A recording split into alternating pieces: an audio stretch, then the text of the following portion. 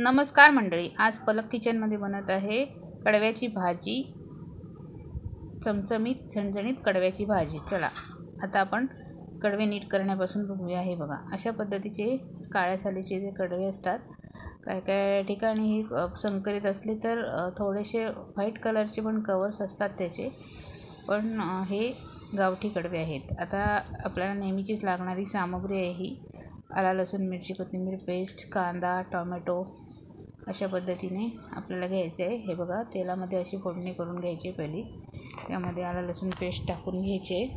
त्यानंतर व्यवस्थित आला लसूण पेस्ट जराशी तांबूस कलर आल्यानंतर त्यामध्ये आपल्याला कापून घेतलेला थोडासा कांदा आणि टोमॅटो टाकायचा आहे।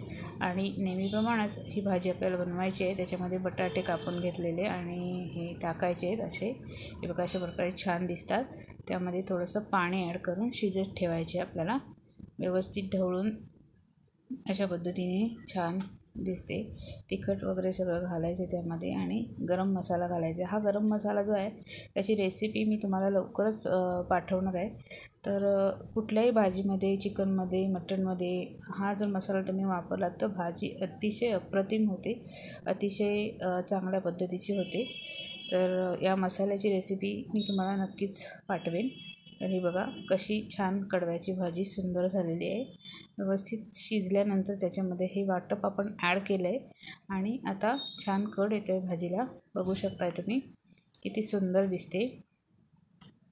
अशा पद्धतीने रस्साभाजी आणि वेगवेगळ्या प्रकारचे तिखट पदार्थ ज्यामध्ये भाजक्या वाटणाचा आपण वापर करतो, अशासाठी लागणारं योग्य असं भाजक्या वाटण खोबऱ्याचं मी तुम्हाला लवकरच पोस्ट करणार आहे, तेव्हा तुम्ही ते बघा आणि नक्की मला कळवा की ते कसं झालं आहे म्हणून।